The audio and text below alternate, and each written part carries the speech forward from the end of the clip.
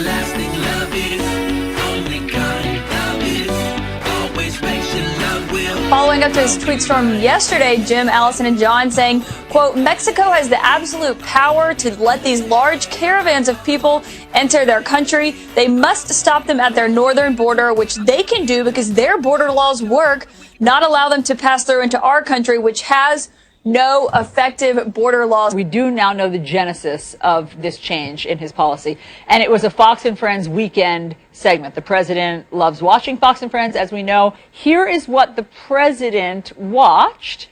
Listen to this moment. An army of migrants is literally marching or riding or making their way from, is it from Honduras? From all of them from Central America. The big question is, what happens when they do arrive in the U.S.? I know they want to seek protection, but they won't necessarily get that. Well, no, they're going to be arrested. I mean, you can't illegally come to the United States. Will they, though? I don't know. What do you think? If there's a small migrant army marching toward the United States peacefully, but wants to cross our borders, how should it be handled? I don't know. What a good question for the Fox audience. A migrant army. Listen to that phrasing there. This is an army. It speaks to an invasion of brown people, right, from Central America. This is the implication there. And you do have a direct kind of pipeline from that broadcast to the president. The president tweeted shortly after that. But listen, that's a talking point on Fox and Friends weekend. We used to do these all the time. That's what the show is. You talk about the news. You don't report the news. You talk about the news, and you sort of opine on it. But when I was on the show, President Obama wasn't forming policy, I don't think, based on my blatherings.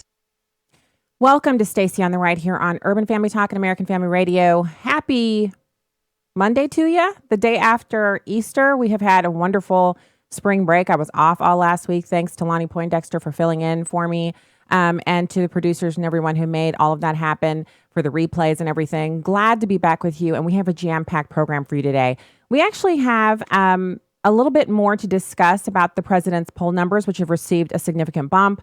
And then we have the DOJ ramping up gun prosecutions on illegal possessors. We have two guests today, Ilya Shapiro, Senior Fellow in Constitutional Studies at the CATO Institute. We also have Daryn Bakst of the Heritage Foundation. And so we're going to be talking immigration, DACA, the president's comments on this, and Lou Dobbs scolding Ann Coulter. Yeah, immigration. It's everything right now. And of course, something that I was kind of in between on going back and forth on because, to me, it's kind of a crazy pants story, but we have to discuss it. And it's David Hogg, the gun control kid, who he's simultaneously an infant baby and a grown man, eligible to change American policy on guns while still maintaining his innocence.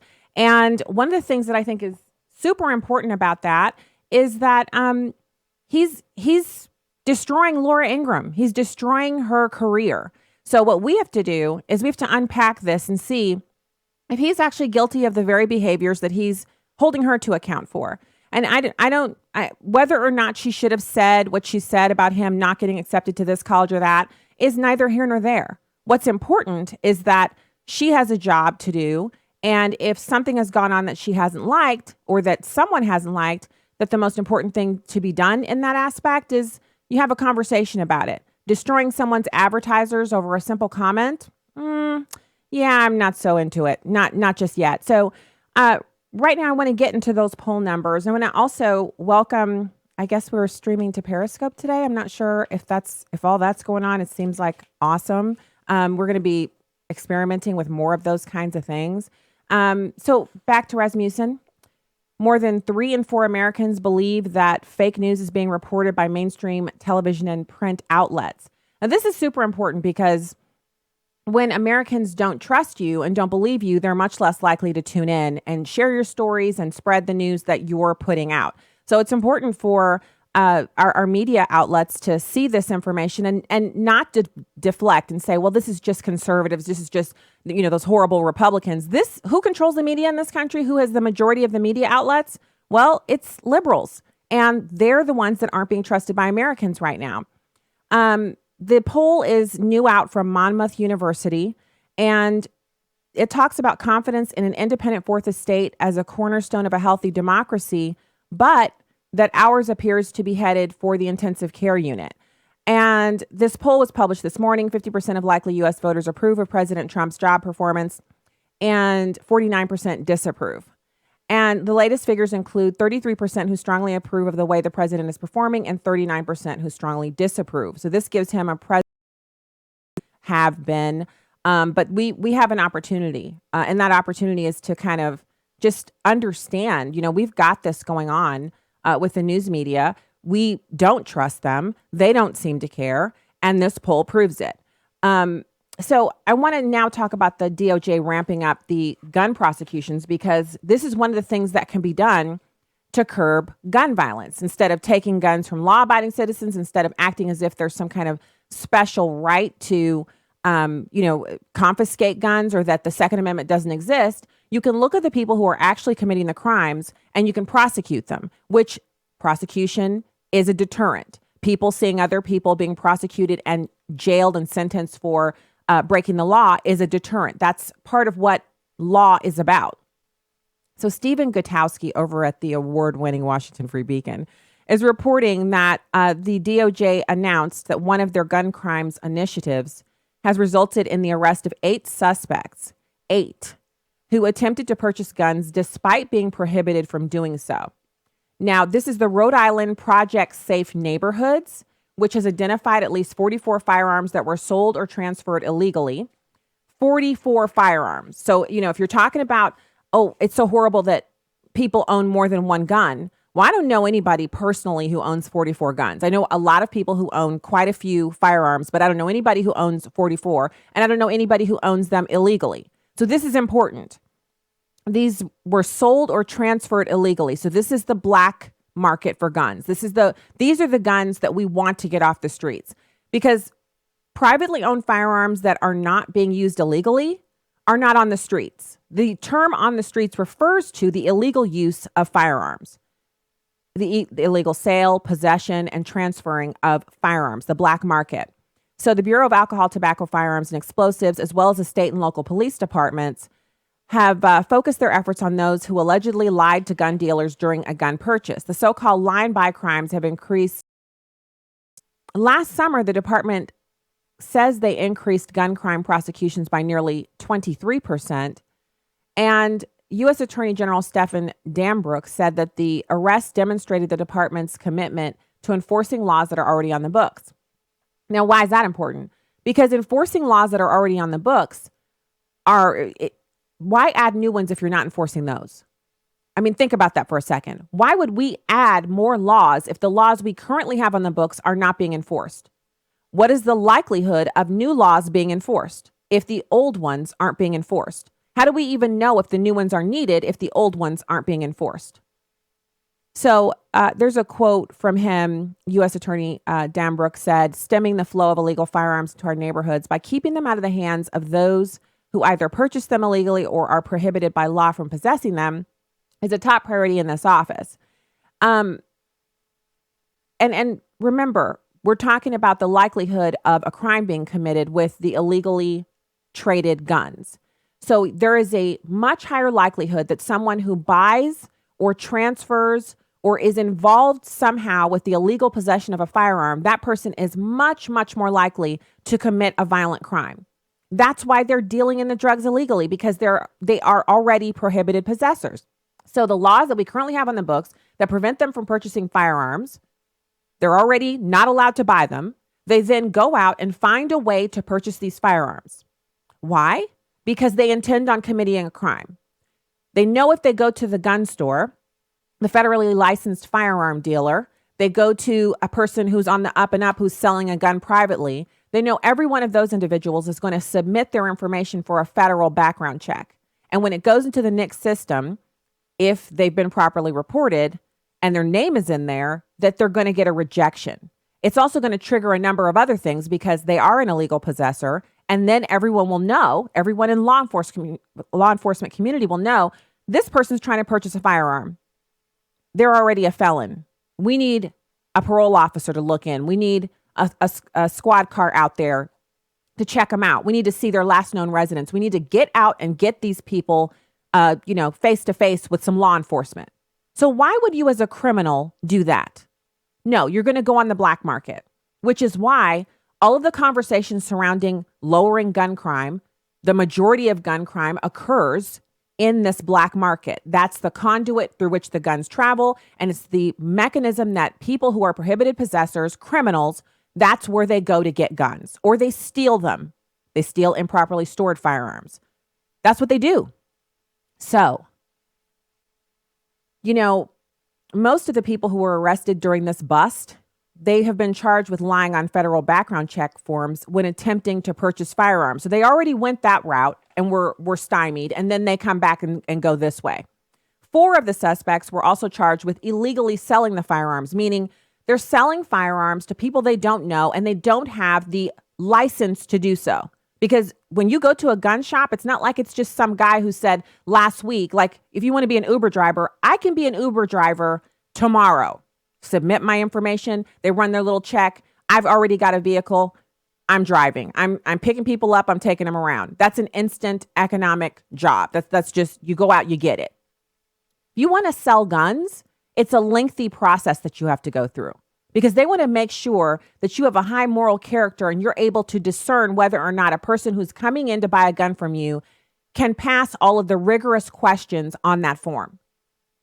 So this is an issue for Americans, because the conversations that we're having right now are absolutely ludicrous. It's like we've got a bunch of nincompoops running around with microphones strapped to their chests, and any verbal vomit, every little utterance that they emit, anything that they have to say about guns, whether it's accurate, whether it makes sense, whether it actually is something that they can support with statistics or facts or data from a government organization, these individuals are just out there spewing non-truths into the ether, and then other people are picking up those non-truths and printing them in outlets all over the country. People who've never fired a gun, they've never owned one, never held a gun.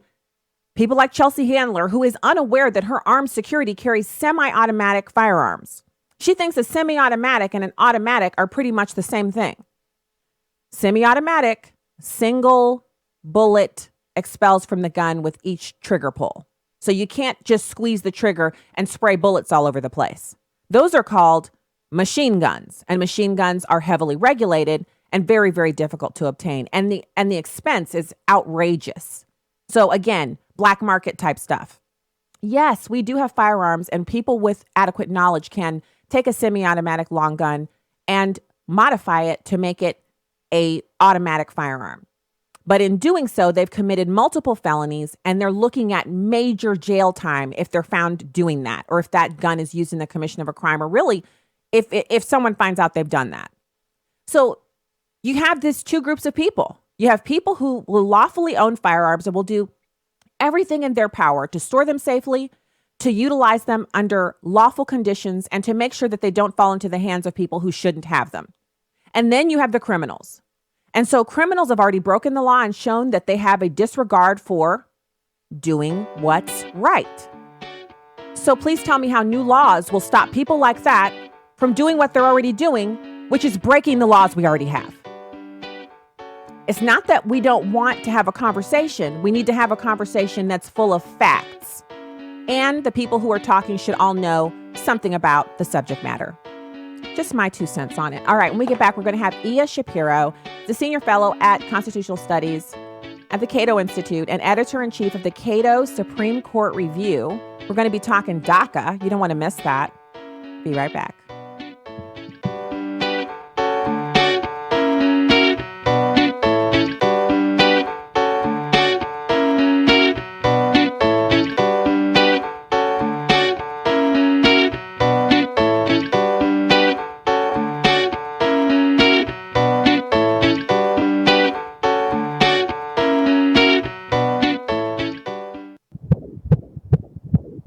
Isn't that a beautiful sound? The Sonogram holds the sound of a baby's heartbeat. Hi, I'm Will Addison, Director of Urban Family Talk. We are partnering with the Ministry of Preborn to help save babies' lives. Preborn partners with pregnancy centers throughout America in helping abortion-minded women choose life through ultrasound. By letting a mother hear her baby's heartbeat and see her baby in her womb, she will choose life 80% of the time. Ultrasound is a game changer. For $140, you can provide 5 ultrasounds. All gifts are tax deductible, and 100% of your gift goes to saving babies.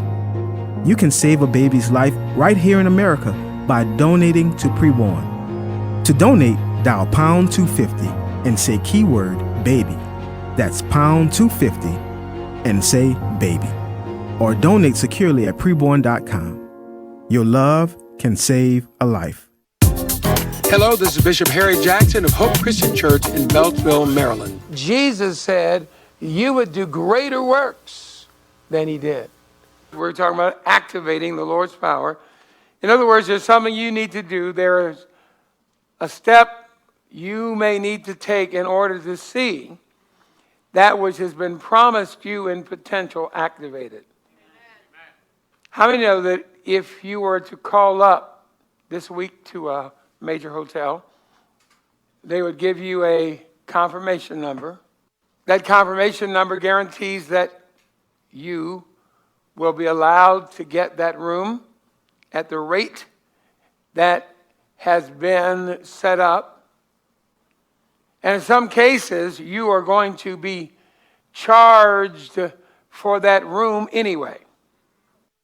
But the reality is, if you don't show up, show your ID, you cannot receive the benefit of entering into and occupying that room. Is that all right? So it's possible for something to be reserved for us, that's been paid for us, that if we don't use it, the payment still has to stand, but you might forfeit the benefit of using and receiving that valuable thing for which there has been payment already made.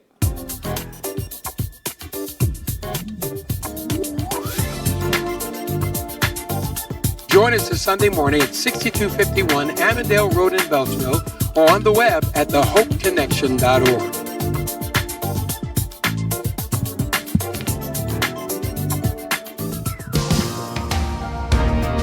Welcome back to Stacy on the Right on Urban Family Talk. Welcome back. UrbanFamilyTalk.com and American Family Radio you can find at AFR.net. That's where we have a ton of great information for you, including polls and informational articles. Check it out. StacyOnTheRight.com is where you can subscribe to my newsletter, which comes once a week, which gives you all of the pertinent updates that you need from StacyOnTheRight.com. So right now, it's my pleasure to welcome Ilya Shapiro.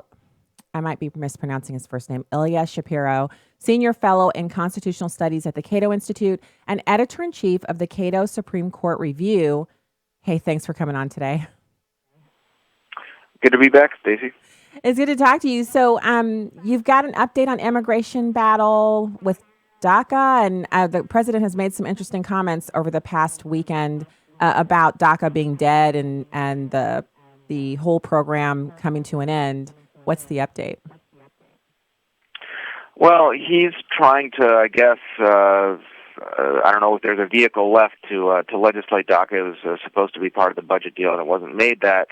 The ongoing litigation there is whether the president can rescind DACA as it was put in by an executive action by President Obama. To me, it seems that if you live by the pen and the phone, you die by the pen and the phone. But a lower court ruled that the president acted arbitrarily. Anyway, a lot of technicalities there. I personally support the idea that people who came to this country who were brought in as children, as long as they're not violating the law and they're being productive members of society, they should get their status normalized. But it would take an act of Congress, and that hasn't happened yet. So they're still tied up in court about whether the president went about it the right way to rescind what he and the Justice Department considered to have been an illegal executive action. So I think it's interesting because I actually have sympathy for people who this is not their choice. Their parents brought them here and they're here. So it's not like they said as kids, I want to go to America and be an illegal alien. But now that they're here and the status is in question, how do we deter if what the president has proposed was to go through, if the Democrats suddenly come to the table and they bring a proposal to legalize all of the DACA recipients, and the dreamers or some derivation thereof. How do we deter other parents from sending their kids over the southern border or bringing their kids into the country illegally so that they can receive the same treatment?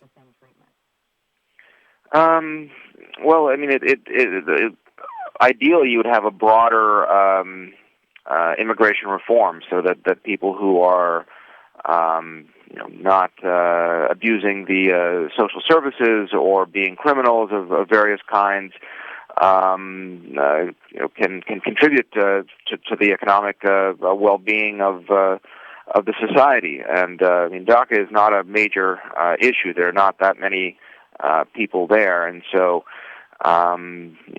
maintain the same types of rules that we currently have. It's not that that this is a major swell of population of people sending their kids over. Well, I think one of the years in question, it was a number of the years in question, we were talking about 35 to 55,000 unaccompanied minors coming over the southern border after the announcement that President Obama made that he, these kids are dreamers and they deserve a place and he would never turn them away. And then that resulted in a much higher influx. And so those numbers are increasing again. And while, 3 million is, comparably speaking, not an enormous number in a country of 311 million or so, it is something that over time could represent a significant increase in our population if we simply made it the law of the land. If you're a kid and you don't have citizenship, just make it over the border and you get to stay here. So I'm trying to find out what the deterrent is. I don't think that's the rule that should be in place. If you're apprehended at the border, you should be sent back if you're not in the country legally, whether you're a kid or an adult, unless you have some sort of claim to political asylum or something like that, or refugee status, which is different than just coming for a better life, or better economic opportunities, or what have you. The number, I believe, is about 700 or 800,000. I think the 3 million might be DAPA or something. The parents of citizens or permanent residents, which is a different issue. But the 800,000 are the ones who actually applied. So you've got the 700,000 to 800,000 are the ones who actually submitted applications, but the total number of individuals who could be normalized or legalized under DACA is well over 3 million. That's not their parents. The parents, when you add in the parents, it's closer to 10 million. So we're talking about a significant number of people, and that's the DACA recipients. Right. But the requirement for receiving a legal status is that you keep your nose clean, that you're either in school or in the military or employed in certain ways. I mean, these are not people who are gangbangers or a drain on the welfare state or what have you. So, I really don't see the problem. Well, I'm not talking about a problem per se. I'm talking about the further issue, the issue that we have, which is every time we give amnesty to a group, that group then swells, and we have new people that we have to give amnesty to. Oh well, yeah, that's a larger issue. I mean, that goes back to the Reagan reform in '86, because the thinking is that it's a two-part thing. You trade a legalization for more money thrown at enforcement, and that ignores what you raised, the dynamic going forward, because there's still a huge incentive to come to the country to try to live a better life. And so that requires a fundamental rethink of paths to legal entry, because currently for unskilled workers, or let alone children, there is no line to get into. And so I think if we had a greater guest worker program like we did with the Bracero program in the 50s and 60s, or different kinds of visas, more flexibility like other immigrant-accepting countries have throughout the world, I think that would take care of a lot of these sorts of issues. And then the only people who would be coming over illegally would be those who can't get a job, or who they have some sort of criminal record or something, and then enforcement could be channeled into more productive uses. I think it's interesting that you talk about increasing the number of guest worker programs and things like that, but that kind of flies in the face of a community that I quote unquote belong to as a Black person, which is, it's been found on numerous occasions that when illegal immigrants are driven out of jobs in meatpacking, kind of the jobs Americans don't want to do, the replacement workers are often Black people who live in that community who previous to that were unemployed. And so studies have shown all over that the communities that are hardest hit by people coming here under these programs, that a lot of these visa programs that you're talking about increasing, it hurts the Black community, which has record joblessness. Now we're experiencing some movement in that area, but still much higher than other groups in this country. And so I can't really reconcile the idea that the answer to illegal immigration is to give more people who want to work in the U.S. the ability to work, when then that means fewer Blacks have jobs in these entry-level sector positions. Well, I mean that's a larger conversation. It's differently the way that the employment dynamic works differently in different parts of the country. When Arizona or Alabama or Georgia, for example, put in some of their restrictive laws about a decade ago, they found that a lot of crops ended up rotting in the fields, and they couldn't get construction workers and things like that. Now, in urban areas, it's a different type of workforce, a different type of labor dynamic, to be sure, and that calls for maybe state by state flexibility. I don't know.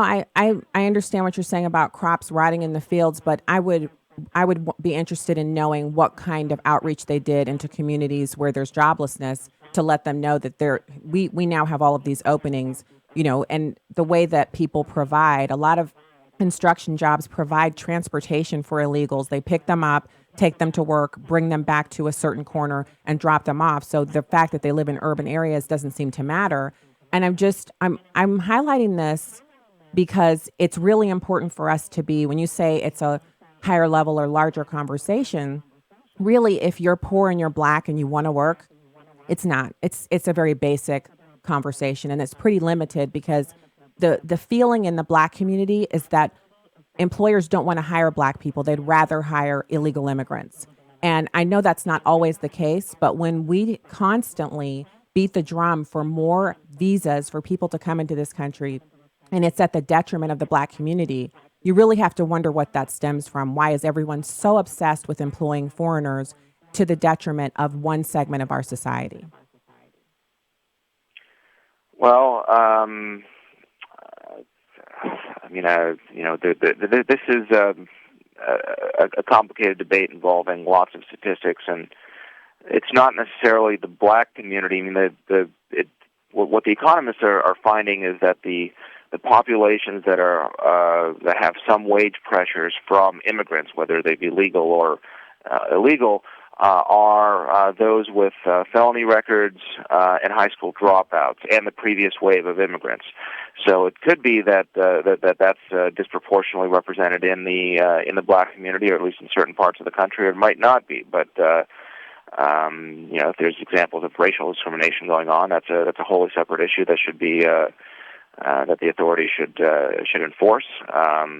But it's not necessarily the case that it's illegal Latin Americans competing with rural Blacks or urban Blacks or what the case might be.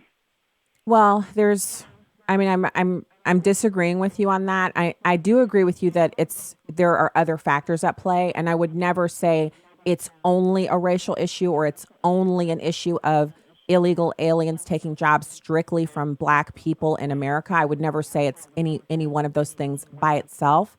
But the maelstrom of activity surrounding these visas ends up with a negative impact on a particular community in America.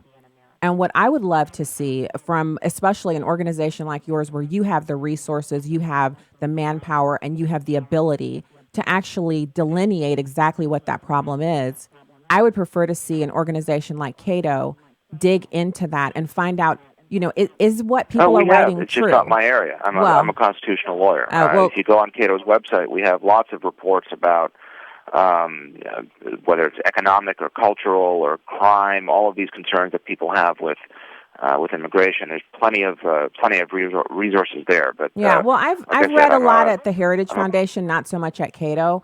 But I think if the information is there, then I don't see how it's beneficial to Americans to advocate for more visas or for more guest worker programs. And I understand what you're saying about people wanting to come here to work, but there are Americans here who want to work. And in communities where people are experiencing joblessness, if we just take the people who aren't felons, who don't have a criminal background, and just employed them, imagine the benefits that would come into those communities that are socioeconomically disadvantaged. Well, in a lot of places, people aren't willing to move to where the jobs are, or they're unable to because obviously family connections and what have you. So, there are certain constraints in the labor market, and so it's hard to match those people who are looking for work to the jobs.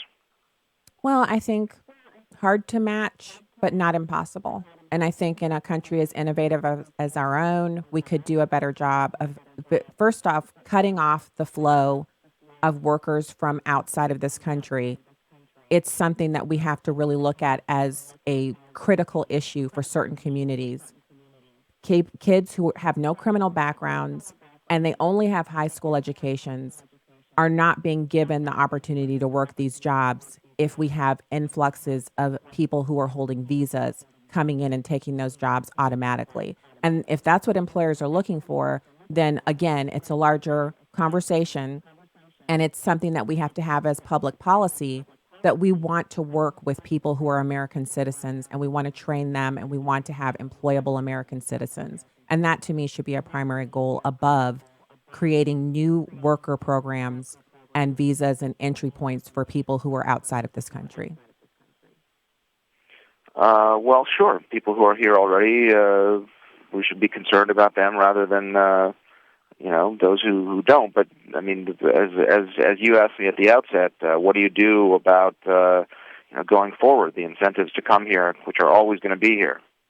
And the answer is to have an actual program to be able to vet people that we want and we don't, to be able to refocus enforcement efforts on criminals and other ne'er-do-wells.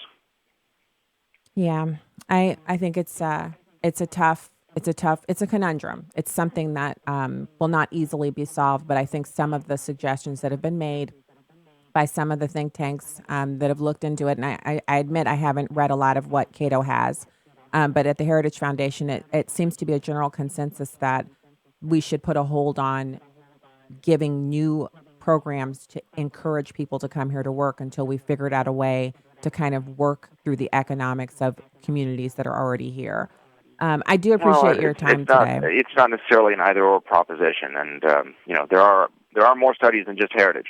Well, sure, but I'm interested in those that would advance the cause of employing Black Americans in front of people who are not citizens of this country. Well, that's not relating to immigration policy. That's education policy and labor policy and getting regulations out of the way of businesses so they can grow jobs. I mean, that's all of domestic public policy right there. That's not really a part of the what to do with our immigration system. No, it is. Immigration impacts that as well. And if people are in your community and they're living there and they're working and they've just arrived and you live there and you're not, then I think that's a pretty immigration type problem.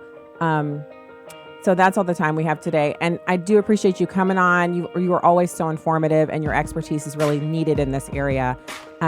We need more work in this area, and I think you're contributing to that. And I appreciate you coming on today. Ilya Shapiro, Senior Fellow in Constitutional Studies at the CATO Institute. Thanks for coming on. Have a great week. All right, we'll be back with more right after this.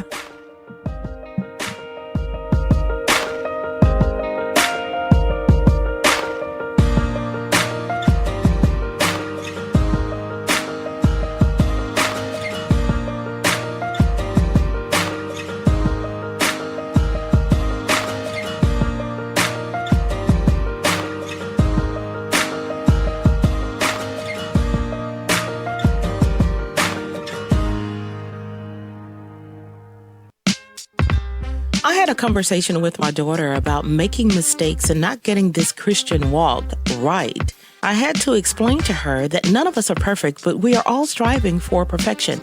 Then I was listening to a song by 10th Avenue North called You Are More. The song really explained what I shared with her and reminded me that the enemy would like nothing more than to use the mistakes and things you've gotten wrong against you. But because of Christ, you are more than your mistakes. You are more and bigger than your fears. You are so much more than the choices you've made. And God's love for you never wanes. It never decreases. It never ceases to exist. Today, no matter what you've done or how bad you think it is, repent and rest in the forgiveness and love of the Father. Extend to yourself the same passion and grace that the Father extends. With a heart for the urban family, I'm today's urban woman, Tony Johnson. Connect with us at urbanfamilytalk.com. Abraham Hamilton III. God put us in this world at this time to be salt and light. We don't fold because of the darkness that we're facing. This is not the first time in the world's history that it's gotten dark. God has called you and I to be his ambassadors, even in this dark moment. Tune in to the Hamilton Quarter, weekdays at 5 p.m. Central on Urban Family Talk. Hi, I'm Larry Nix with Defining Moments. Join me every Thursday from 6 to 7 p.m. on Urban Family Talk. We talk to people of all ages, stages, phases, and places. From all walks of life, background, and cultures about serious matters, life-altering encounters, second chances, and even how to face life moving forward. Sometimes you hear us get emotional, sometimes you hear us laugh. But more importantly, you'll hear the truth that will set you free. All on Defining Moments every Thursday from 6 to 7 p.m. on Urban Family Talk.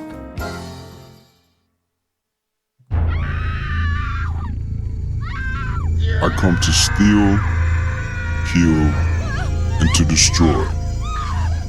You belong to me. Your soul, your mind, and your body. You chose death over life. You are mine, forever and ever and ever. Hell is real. Matthew chapter 25 verse 46 says there will be those who will receive eternal punishment in hell, but the righteous will have eternal life in heaven with our Savior Jesus Christ. Which will you choose? Let's go deeper at urbanfamilytalk.com.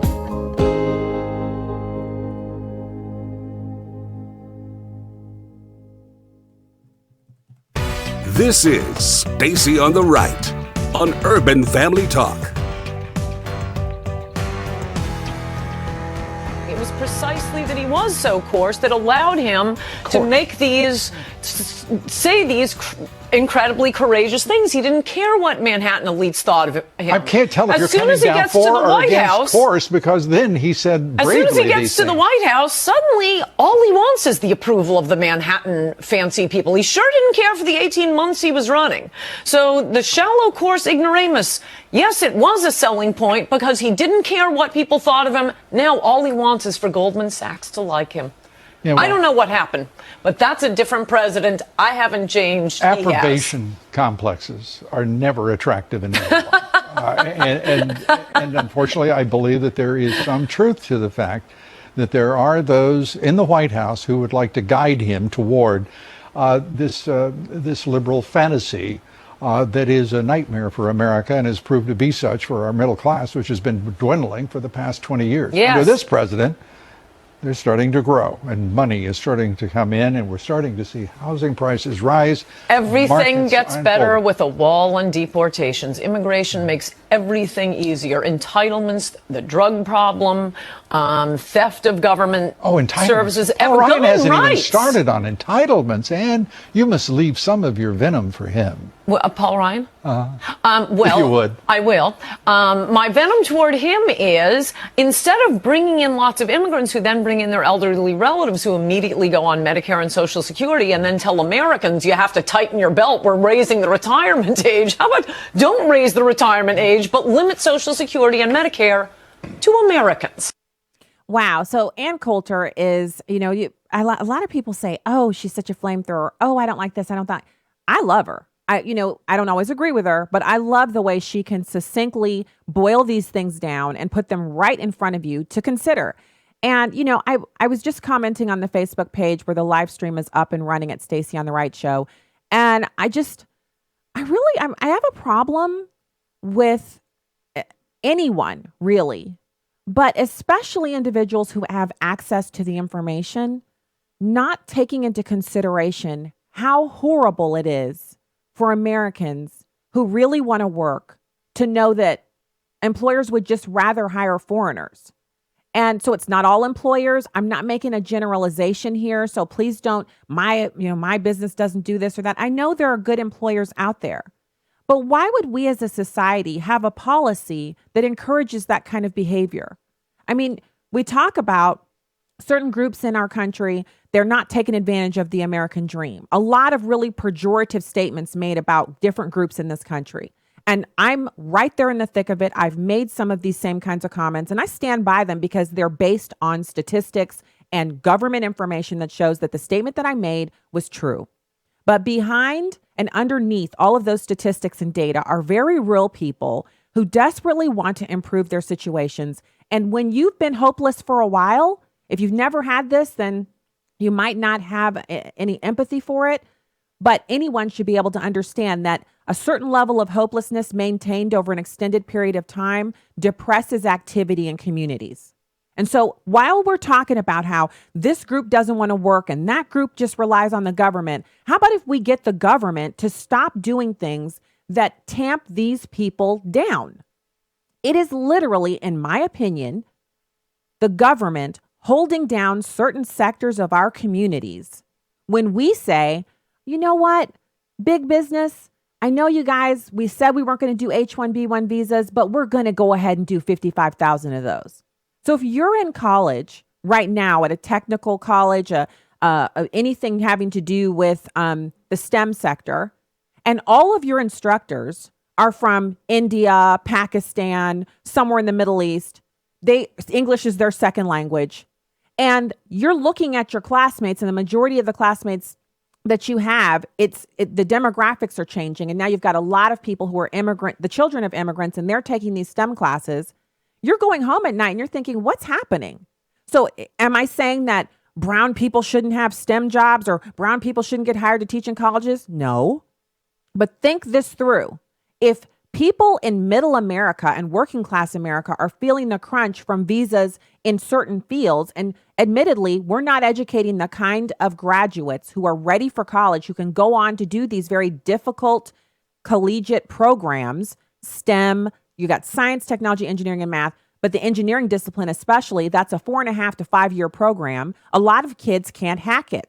They haven't had calculus. They've graduated from high school with geometry or algebra 2 as their highest math. You're not getting into an engineering program with that.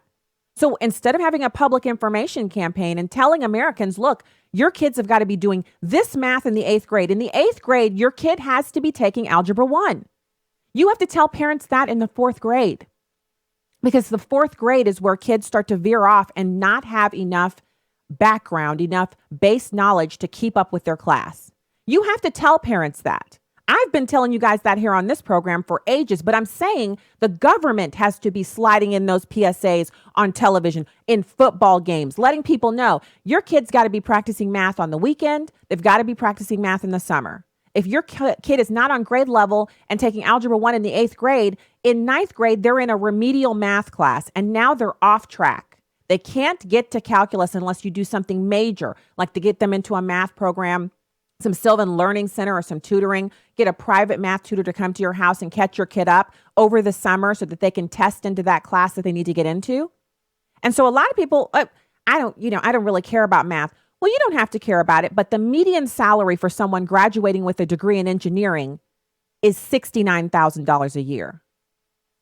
The difference in hours and hours and hours of television watching and soccer games and basketball and going to the movies and laying around in the backyard, bouncing on the trampoline and eating popcorn, while our kids are doing that, other kids who are good at math are studying their math homework. They're spending 5 hours a night on homework during the school year. They're skipping the club sports. And when they graduate from high school, they've taken Calculus 1. They've completed it. And then, and in addition to that, they've had Intro to Engineering, Intro to Business, Marketing. They haven't had a lot of gym classes. They've had the minimum amount of gym classes they needed to graduate. They haven't had a lot of, art classes. No problem with art. Our kids do art on the summer. That's when it's good to get art programs. You get into an art club or something like that. You pay for an art summer camp. That's when you can get your art stuff out. But during the school year, you want to load the kids up on those prerequisites, the stuff that the college admissions director is looking for in order to give you a yes to get into that engineering program. Even computer science, you need to have some advanced math to get into there. You also need to be on grade level for reading, and you need to be able to write. So instead of us sitting around talking about how many foreigners need jobs here, how many people who want to come to America and make a life need to have the opportunity to do so, how about if we pour some of that money and brain power and energy into educating our American populace about what kids need to know in order to graduate from high school to get into a STEM engineering field so we don't need so many H-1B1 visas. I'm talking about real people who deserve to know this information. So I know the brainiacs out there are like, that's not even something we need to educate people on. They should know that. Yes, they should. But instead of spending money on having Congress sitting around arguing about how many H-1B1 visas we need, we should be reallocating that time and money to educating Americans who clearly don't know that so they can say, you know what, I'm sorry, but no TV during the week. Sorry, we're not going to play club lacrosse or club basketball where you play basketball or soccer year round and travel all over the country, thousands of dollars in hotel bills and gas and all of your free time going into sports when you know your child is not going to the NBA. They're not going to be a star lacrosse player, whatever that is.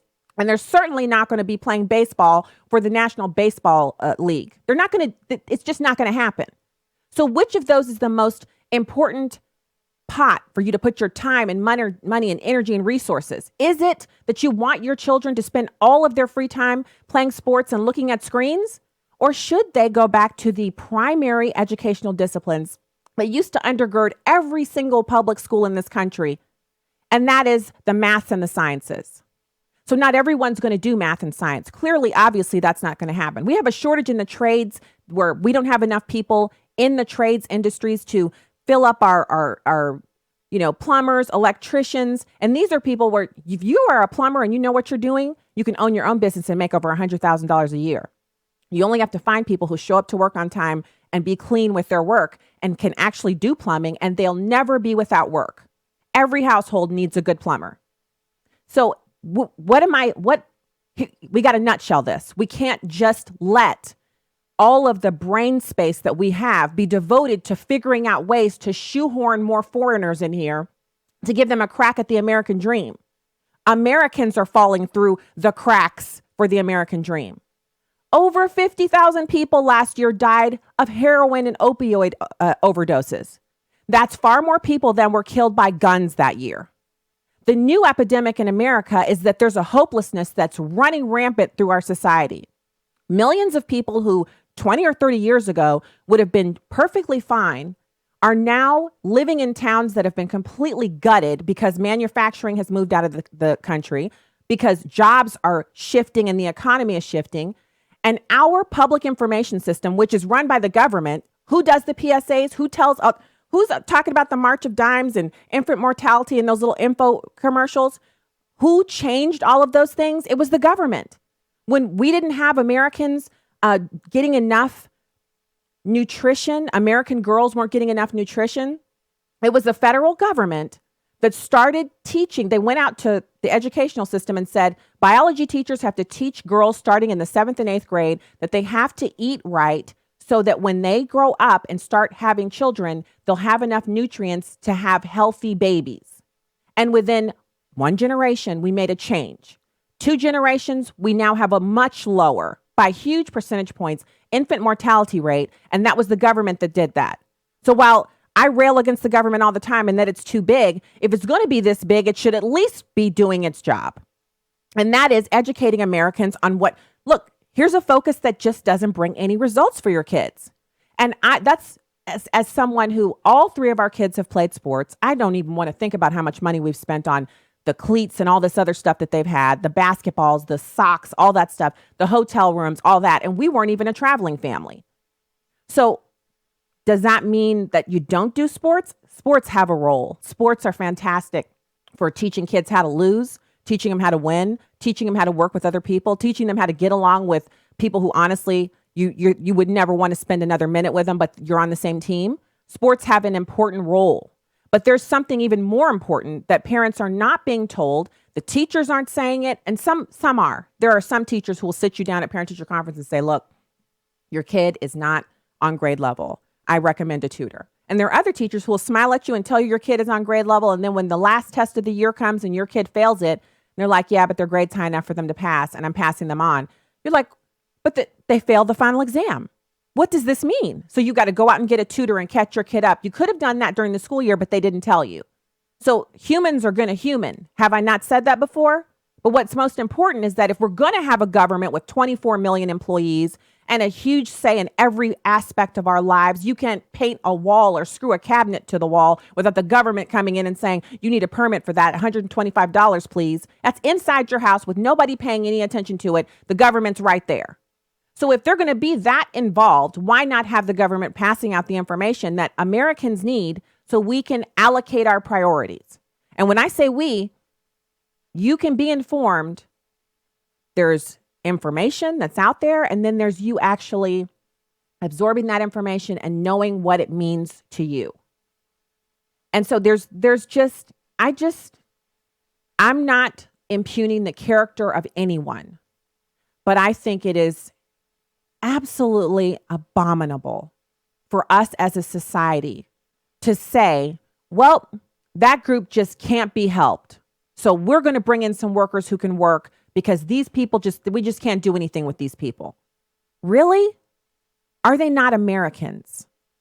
Are they not a part of what we have in this country? Taxpayers and people that we're going to have to take care of one way or another. I saw a statistic over the weekend that I think it's California. They're spending $75,000 a year per individual who's being incarcerated. I know when I did some research for an article, for a column I wrote last year about programs to help people who are homeless to basically not let them be homeless for 12 months, because once they've been homeless for 12 months, then they're chronically homeless and they stay in that track. What they found was that it's actually more expensive to take care of a homeless person than it is to give them one of those little tiny houses. So you can build a tiny house for $20,000 or so, or you can pay $35,000 a year in public service bills for that homeless person to stay on the street.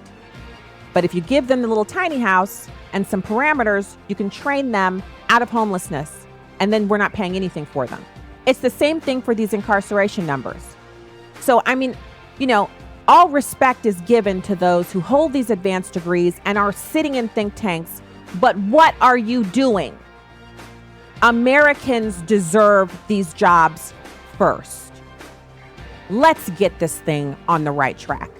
That's hour one. We'll be back with hour two right after this important information, news, and info at top of the hour from One News Now and American Family Radio. I'm Stacey, and we'll be right back after this.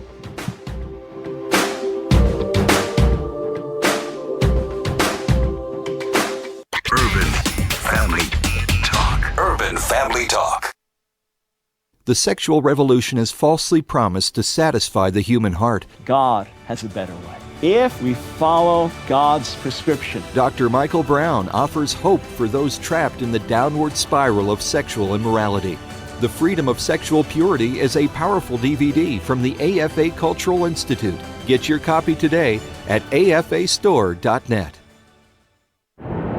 Truth, wisdom, empowerment. Urban Family Talk, a ministry of the American Family Association. American Family News, I'm Rusty Pugh. A senator is questioning the appointment of Robert Mueller as special counsel and says the Russia election meddling investigation jumped the gun. John Decker has more. Republican Wisconsin Senator Ron Johnson on NBC's Meet the Press questioned the appointment of Robert Mueller as special counsel, saying he's concerned that the position of special counsel hindered other investigations. The special counsel was named far too soon. I would have much rather had the Senate and House Intelligence Committees complete their report. By contrast, House Oversight Committee Chairman Trey Gowdy on CBS's Face the Nation praised the work of Mueller and said he had confidence in his investigation. He also admitted that the House is incapable of doing a credible investigation of their own. At the White House, John Decker, Fox News. President Trump declared on Sunday that there will be no more deals for the Obama-era DACA program. In a tweet, the president blamed Democratic lawmakers for not allowing Border Patrol agents to properly do their jobs due to laws like the catch-and-release immigration policy. White House Press Secretary Sarah Sanders also said the Democratic Party is at fault. She was appearing on Fox and Friends. Hopefully Democrats will stop playing political games and actually show up to do what they were elected to do and improve things for people in this country and improve the process that we're going through. Look, the president wanted to make a deal. He made 2 incredibly generous offers that went far and above even what the previous administrations had done on DACA, and Democrats still refused to make a deal. And I think it's because we're getting close to an election. They don't want to see the president continue to win like he has for the last year and a half, and they're going to do everything they can, even if it means hurting people across this country, if they think that it takes a hit at the president. The president had given Congress 6 months to pass legislation on the DACA program, which protects young illegal aliens brought to the country as children. California investigators say the deadly SUV cliff crash that killed a family of 8 may have been intentional. More from Jeff Manasso. The Mendocino County Sheriff's Department says that data from Karen and Jennifer Hart's SUV shows the vehicle was stopped at a pull-off area before it sped off over a 100-foot cliff. 5 members of the Hart family were found dead last week, though 3 of their children are still missing. We don't have 100% information to suggest other than our assumption that they were together. Sheriff's Captain Greg Van Patten says the crash happened after social service authorities in Washington state opened an investigation apparently prompted by a neighbor's complaint that the Hart children were being deprived of food. Well, this is going to come as a surprise to the more than 1 billion Catholics around the world. The Pope says there is no hell. The quote was printed in the Italian newspaper La Repubblica, which reported the Pope said that good souls go to heaven, but bad souls just disappear. The comments were allegedly made during an interview with the paper's founder, 93-year-old Eugenio Scalfari, who admits he doesn't record or even take notes during his interviews with the pontiff, but reconstructs the conversations from memory. And the Vatican press office tried to walk back the comments, but not very convincingly. Phil Lawler of Catholic World News says it's likely the quote was accurate. He has once before, in 2015, quoted the Pope to roughly the same effect, questioning the existence of hell. Lawler says the statement has the Catholic world a bit flustered. It's a statement that, if he's quoted at all accurately, it creates a crisis, because the Pope cannot contradict what the Church teaches. How does that crisis get resolved? I don't know, because it's unprecedented. Lawler says this is not the first time Pope Francis has made controversial comments. Francis is quite a change from the popes that came before him. It's causing enormous confusion, and I think some divisions among the faithful between those who are delighted with what the Pope is saying and those who, like me, are dismayed. And to those who might be thinking they're getting a free pass when they sin? It is a matter of Catholic faith, of official Catholic teaching, that there is a hell. I'm Steve Jordahl. For American Family News, I'm Rusty Pugh.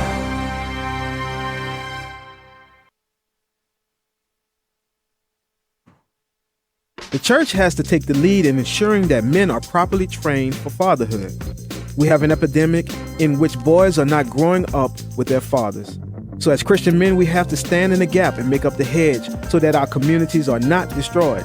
When we see fatherhood as a blessing and not an inconvenience, we will see children as spiritual weapons in our arsenal. Blessed is the man whose quiver is full of them. Join us in the battle to strengthen fatherhood. UrbanFamilyTalk.com. Welcome to Stacy on the Right with your host, Stacy Washington. Some harsh words from NRA board member and rocker Ted Nugent. It happened during an interview on a conservative radio program that he called on survivors of the Parkland shooting. He called them liars and mushy-brained children. Now, when asked how the students are railing against the NRA, he says, quote, not only is it ignorant and dangerously stupid, but it's soulless. Meanwhile, outspoken Parkland survivor David Hogg is standing up against the criticism that he received from Fox News host Laura Ingraham. This comes after she mocked him in a series of tweets a little bit earlier this week, and then she later apologized. I think my biggest takeaway from this is when somebody, no matter who somebody is, no matter how big or powerful they may seem, a bully is a bully, and it's important that you stand up to them. More than a dozen companies pulled their advertising from Laura Ingraham's show after her attacks. Now, she announced that she would be on vacation next week amid all the controversy, but said it was a pre-planned take of leave for this Easter week. Okay, so welcome back to Stacey on the Right here on Urban Family Talk and American Family Radio. Hey, go to the website, urbanfamilytalk.com. Also hit us up over at afr.net. You can click over to the stand from there, and that's a great fantastic resource. A lot of really good content there, and at Urban Family Talk. Really appreciate you guys doing that. We have a little bit of catching up to do because I have a story about the knife control being needed in London because their murder rate has now overtaken that of New York City. And that's saying something. But I want also to get into our encouragement for today. So what I'm going to do is, first off, let's talk about what we heard. It's CNN, and they were really, clutching their pearls and having a tough go at hearing Ted Nugent saying that the kids, these everywhere you look on Facebook and Twitter and everywhere you look, their pictures, the one, David Hogg with his fist in the air, raised like a communist salute, and the girl who shaved her head, and she's an advocate for lesbianism and gun control, also loves the Cuban flag. These kids are out there and they're really making a name for themselves. They've already been verified on Twitter. They're being given this kind of treatment that usually it takes conservatives years of hard work in order to garner that kind of success. And these kids, just by virtue of being a part of a horrendous tragedy, they are now elevated to the status of experts. People who've actually written books on these subjects don't get as much flavor and play from the organized left media as these ones do. And so, you wonder why that is. Well, because it falls into a good narrative. Now, before I get into we're going to play catch up here. I just want to give you guys a little bit of a kind of, insight into how this can be discussed. And I know that if you've been through a trauma like this, I don't know what it feels like. I've not been through it. I'm not even going to pretend to understand what it's like to be these kids. But I can tell you that all of this media activity for Gonzalez and Hogg, it's displacement.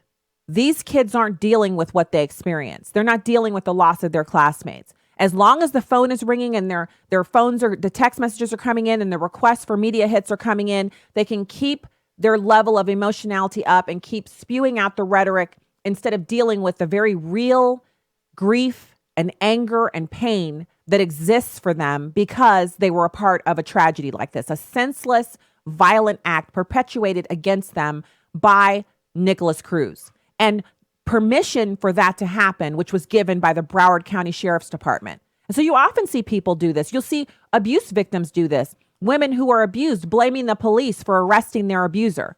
Women who are abused blaming their neighbor for turning their husband in, for beating them and their children and their dog. It's displacement. So we have to understand that. And I see a lot of people saying, well, these are kids and they have a right to their moment. Nobody has a right to a moment. They may get a moment. They may be incorrectly elevated to a place where they receive a moment, but no one deserves anything. We don't deserve the right to control public opinion on an issue by virtue of the fact that we were involved in a tragedy. So for me, a person who deserves my attention and my respect on an issue is someone who is a verified expert. But that's my standard. For other Americans, they just want to revel in emotional rhetoric, emotionally laden diatribes, and the kinds of hateful comments that David Hogg himself is quite guilty of making. And so I found it interesting that he's going after Laura Ingraham for mocking him for not getting into the colleges of his choice with his 4.2 GPA. I assume that's a weighted GPA, or it's on a scale of 5. And he has a 1260, I believe it was, on the SAT, which is not stunning. It's not stellar, but it's respectable. But he didn't get into the colleges he wanted. And Laura Ingraham wouldn't have been able to mock him about that had he not made it public knowledge that he didn't get into the colleges he wanted to get into. Now, is it okay for her to mock him? Well, I think that's between her and her own conscience and you know, our Father in heaven. That's a personal choice for her.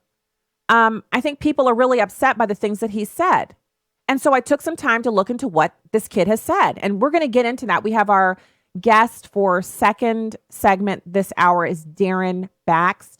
He's a research fellow in agricultural policy at the Heritage Foundation. He's going to talk to us about the EPA administrator, Scott Pruitt, doing some reforms to increase transparency in the EPA. And everyone's up in arms about it. He's going to tell you exactly why. He wrote a column over at the Daily Signal. And then in the last segment, and I hope you guys hold on for this because this is what you need to hear. It's David Hogg, in his own words, blasting profanity and really very insulting things that I had no idea he'd said. Now, admittedly, I guess I'll come clean with you guys, okay? It's Monday. You know, I've been on vacation. I've been to the beach. I guess I can go ahead and gird my loins and tell y'all the truth. I've been avoiding this kid like the plague. I have not been listening to his speeches. I've only kept myself minimally informed about who he is and what he's been up to. And the reason is because there's so many conspiracy theories surrounding everything about this kid now. And people are so upset by him that I just couldn't let him into my space. And I'm not going to, but for this segment, when it comes up, you guys are going to hear him in his own words. And if you think Laura Ingraham saying, so you didn't get into the college you wanted to get into, and then making a little fun is bad, just wait until you hear him in his own words. My producer his fingers probably got a little bit of carpal tunnel from executing the bleep button on this audio. You'll still be able to make it out. But clearly the kid is raised in a household where the use of profanity is not verboten. I mean, I can't imagine how I literally might combust. I might break out into literal flames if I heard one of the Washington crew talking like this kid. We have an 18-year-old. I could tell you right now, I'd be two people, one person literally on fire and the other person outside of that other person jumping up and down and screaming like, what went wrong with the parenting? Why? That would be happening. This kid his mouth is a violent tool, and he demonstrated that in this audio. So, you know, I don't understand why it's okay for him to say these things about NRA members, NRA leadership, you know, you name it. He said all of these things. But just the slightest little mocking of him not getting into the college he wanted to get into, and it's a capital case, and all the advertisers need to dive bomb off of the Laura Ingraham show. Now, I'm really surprised that she apologized, but I understand. I mean, if you make a mistake, apologize. I feel like that's pretty fundamental. But I don't understand why all of the advertisers have to leave because she made fun of him. I just don't understand that at all. And so obviously, you know, now we have to cancel Netflix and I have to stop eating at Arby's, which I hadn't really eaten there much before. I mean, I can't remember the last time we got something from there, but you know, now you got this whole new list of people we got to boycott and avoid because of this story. And believe you me, I'm doing it. I haven't been in Target in 3 years. And I actually caught myself drooling. I follow this lady on Instagram. She did a live video of herself shopping in Target. And I actually sat there and watched it for, I don't know how long the video was, until I realized you're losing your edge. You're drooling over Target, because I loved shopping there. And it was our primary place. And now I can't shop there anymore because they let the men take the pictures of the little girls while they're changing in the changing rooms. And they let the grown men go into the bathroom with the women and the kids. So I can't, you know, I can't. I just can't do it. So it's been 3 years. That was my spot. I would hit Target and then we would go on spring break and we'd have all of our stuff that we wore on spring break would be from Target. I'm telling you guys, it was like a thing. I'm still not over it. I just can't believe they don't value middle American dollars, middle class moms and dads, you know, our money.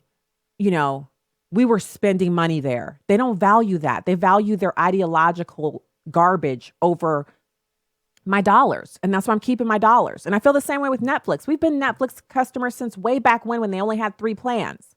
But we've watched everything now. We're done. I mean, we can binge watch on Amazon just as easily as we can on Netflix. You know what? We probably don't need to be binge watching. So we'll reevaluate, but we're not going to be paying them money. This is the last straw anyway, because they're giving Barack Obama his own TV show on Netflix. You better believe I was thinking about cutting it off then. Now I'm for sure cutting it off. So, you know, it's wrong what's going on here. David Hogg has never fired a firearm. David Hogg doesn't know the difference between a semi-automatic weapon and a full auto weapon. Full auto. He doesn't understand what he's discussing. At 18 years old, his brain's not fully developed. I don't know if you guys know that. For males, the brain is not completely developed until they're 24 years old. He's still experiencing growth, the kind of growth that we normally attribute to children. So yes, I'm aware you can join the military at 18. I know that. And I'm aware that you can vote when you're 18. But there's a reason why we don't normally have 18-year-olds as our go-to experts on major national policy. And the things I named off are just a few. But his mouth is the main reason why he's not an expert for me. So, I want to get into this encouragement because I don't want to let the show kind of progress and not get to it. And then I have a ton of other stories. The London murder rate overtaking New York's. Vice President Pence broke the tie and passed the anti-Planned Parenthood bill, which is really a rescission of Barack Obama's protection of Planned Parenthood, and a study on how schools have gotten safer. Now, this is super important. Students report feeling safer. They face less victimization than in the 90s and the early 2000s. And what's even more important than that, these kids are, they're safer all over. It's not just that they feel safer. America's kids are safer. So yes, every time there's a mass shooting, it's a tragedy, but it's not a cause for parents to have fear in their lives and to, kind of start changing their behaviors around these school shootings. If anything, it's an indictment on our culture that we don't want to talk about the elephant in the room. The elephant in the room is that so many of these boys who are going and shooting up these schools come from broken homes. They come from homes where the father isn't present. Not because it's their fault, but the dad's not there.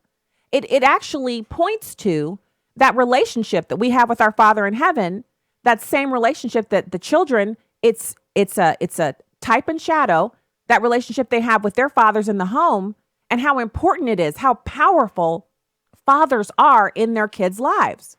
So I'm a mom. No one could ever diminish the impact that I've had on my kids, but their father, boy, that's something right there. I've watched it for the past 18 years with our children. They turn on his every word. I know them. I feel like I know them inside and out. He knows them, but he has a power over them that is just, it's amazing. It's beautiful. And so when you take that away from kids, what do you expect? What do you expect when kids are in school and they're being bullied and they don't have a dad to go home to teach them how to fight back? I remember when our kid was our son, the sixth grader, and there was a little boy there who just, I don't know why he picked our son, but he just was on him all the time.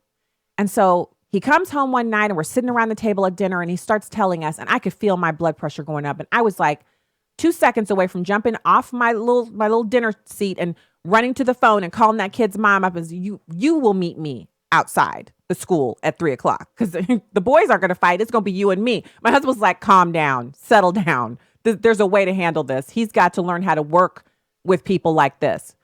And he methodically went through what he should do. They role played. He talked to him. They even went out of the room for a few minutes and came back in. I'm sure it's because there was some discussion going on that I wouldn't have approved of. But they worked it out. And within a week, the boy was our son's friend. Not only that, but when I was at the school for an event, little something I was there for, the boy came up to me. Hi, Mrs. Washington. I was like, is this the same boy? So how can we not have that conversation? While we're wasting time paying attention to David Hogg and talking about guns, fatherless young boys are out there crying themselves to sleep, wondering why no one cares. Let's be real about that. That's the problem. So when we get back, we have our next guest for you here on Stacey on the Right. Get over to StaceyOnTheRight.com. Hit the subscribe button. We'll be right back with more after this.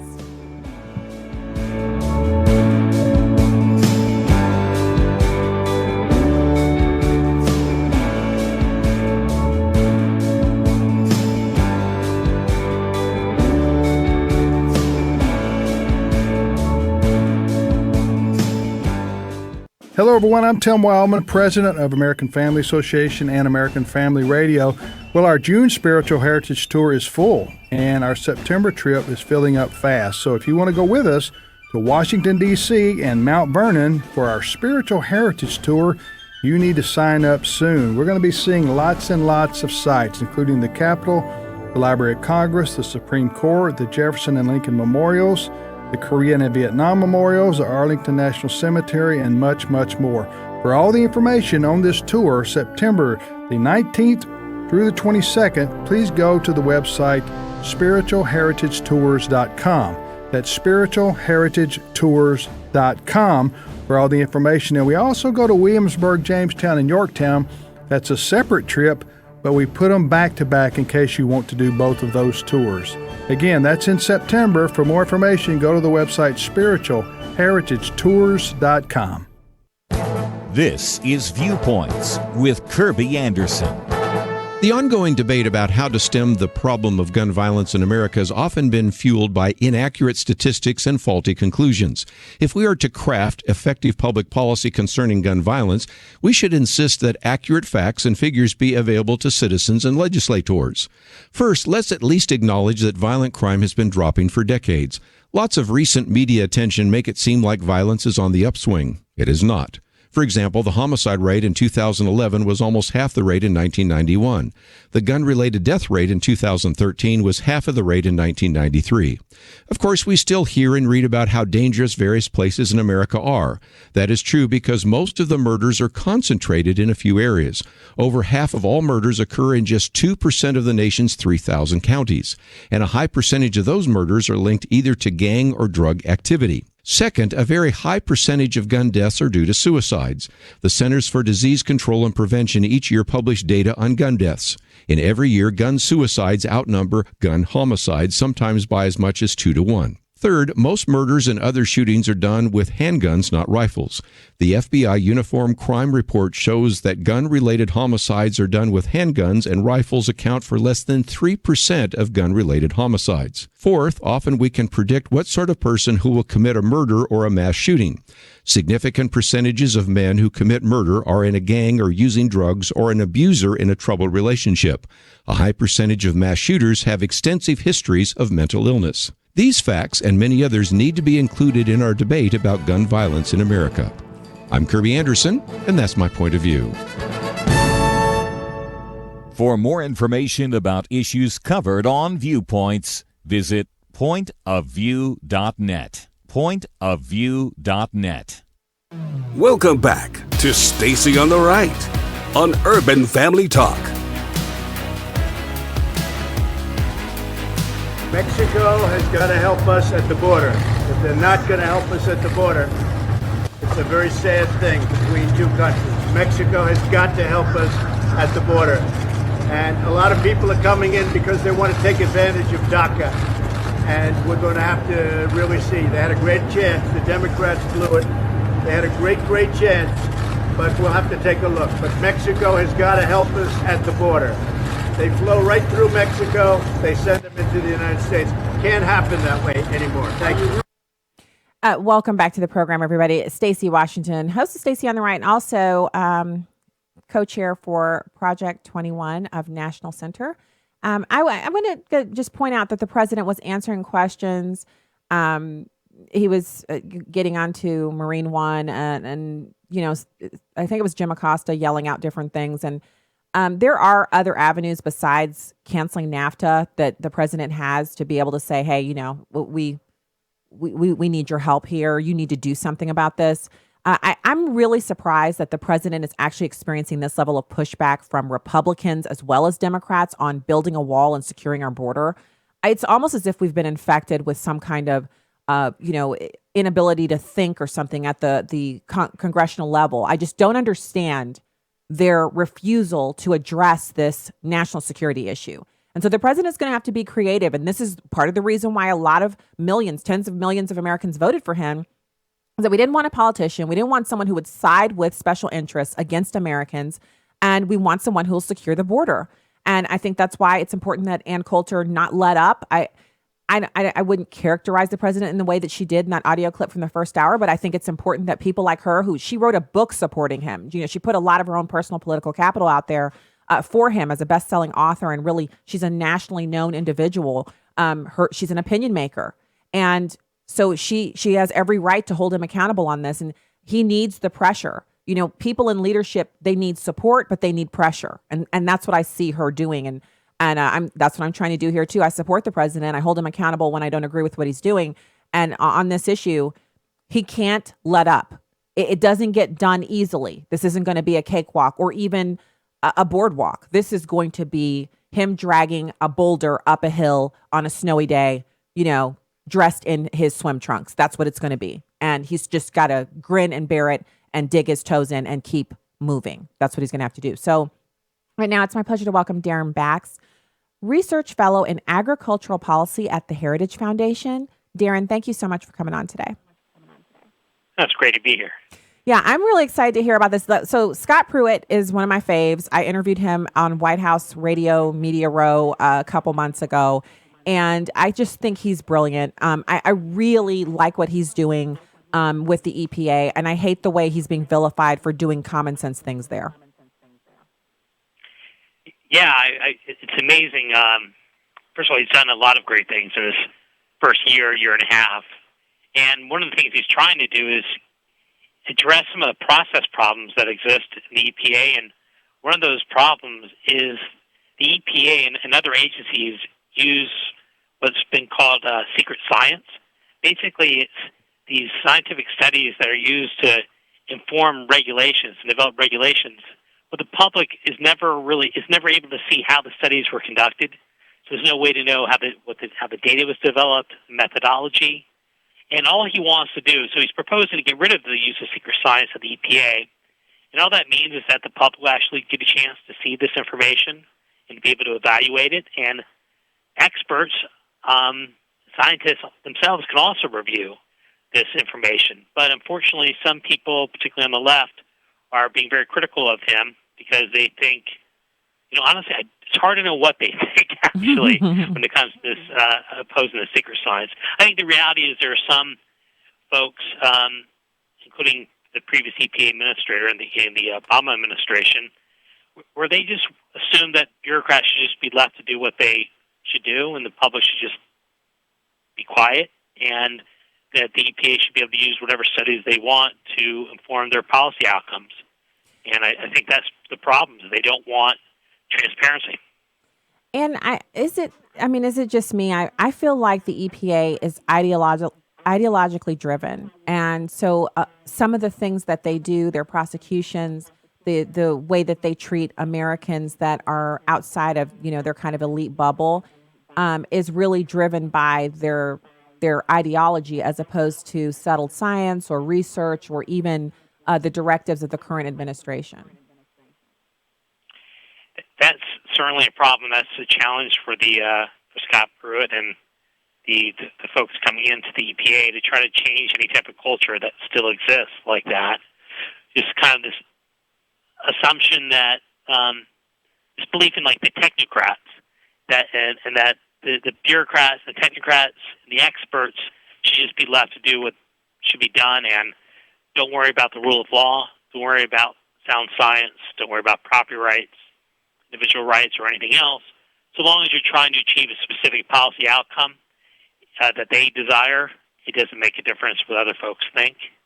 I would like to think there's a lot of people in the EPA that don't think that way, but it's going to take some effort, I think, and Scott Pruitt's definitely going down the right path, I think. Yeah, I've actually written quite a bit about some of the actions he's taken during his first year. I've been very impressed with his efficiency. He's kind of ruthless with rolling back things that don't work, getting rid of, these kind of weird last-minute orders that President Obama put into place when he was exiting the White House, and also kind of common sense things that have to do with subsistence farmers in Alaska or, the maintenance of public lands by private citizens, which is a partnership that has been longstanding and is very beneficial to the federal government. And then the overall cleanup and understanding of like how many multiple hundreds of millions of acres do we control, and what all is going on there. And he's been working on some of that stuff. Yeah, I think one of the important things that he recognizes is the role that states play in environmental protection. and respecting federalism. I think you can see this in particular when it comes to the Waters of the United States rule, which is referred to as a WOTUS rule. It's basically the EPA and the Army Corps of Engineers trying to regulate every water you can imagine, including what most people would think of as puddles. And, the EPA under Scott Pruitt is withdrawing the rule and seeking to develop a new rule. And central to the Clean Water Act and that in water regulation, for example, and for that matter, the Clean Air Act, is this idea of cooperative federalism, where the federal government has a role, but the states play a major role in environmental protection, and so do property owners as well. And I think that's certainly been lost over the years at the EPA, this respect for this role of the states. In fact, what's interesting is in the Clean Water Act itself, it expressly says that the primary role when it comes to water pollution, addressing water pollution, is for the states. Yet, when the federal government tries to have this major overreach and try to regulate every water imaginable, there's nothing left for the states to do. So he's trying to, I think, create some balance and also start to kind of respect the fact that everything doesn't have to be done in D.C. And actually, some of the best answers and solutions are through the private sector and through the states and local governments. Absolutely. So, what is the answer for going forward? Because I understand no one's going to suddenly stop, on the left. They're not going to stop criticizing him. They're not going to change their minds about opposing him because he's a member of the Trump administration. But what kind of things can we do to kind of put out the truth, which is, I think the EPA needs to be smaller. I think their budget needs to be cut. I think we need fewer of them. And I think Scott Pruitt kind of has this similar idea. What can we do to kind of advance that? I mean, obviously, we hope that he's able to get that stuff done. I think it's important to not allow folks on the left, like in this situation with the secret science issue, to kind of label him as anti-science or somehow make him sound like a bad guy. It's important to defend what he's doing and to praise what he's doing and make it very clear that he's just doing what, he's respecting the rule of law and property rights and doing exactly what he's supposed to do. And I think it's important for all of us to kind of support him to definitely do that and to be proactive in doing so.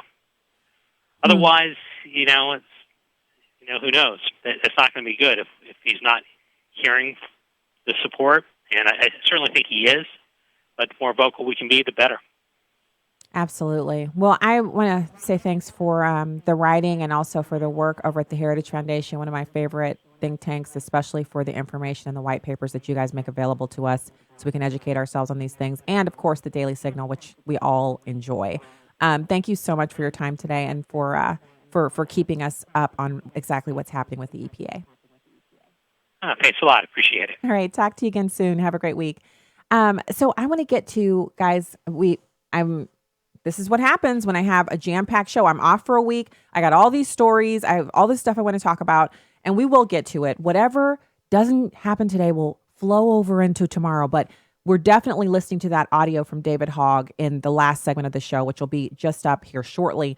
But right now, I want to get to our encouragement. And this is, to me, this is where the rubber meets the road, you guys. And that's why we do the encouragement on this program, because we need it. Because with all of the news that we have going around, everywhere, we need encouragement. We need something positive to latch onto. And that's our Heavenly Father. That's the beginning, the middle, and the end. That's why we do all this stuff. That's why we discuss all of these things. We want to be informed, but we also want to be encouraged. So the encouragement for today is that we have been chosen by God. Now, sometimes when people say that, the reaction is kind of like, yeah, we've been chosen by God. So what does that mean? What does that do for you? Well, first of all, we have to understand what that means. And so I want to recommend to you, we just did this, I think it was about a week ago. We were sitting with one of the kids and the subject came up. There's these videos that you'll sometimes see on Facebook, but they're all on YouTube.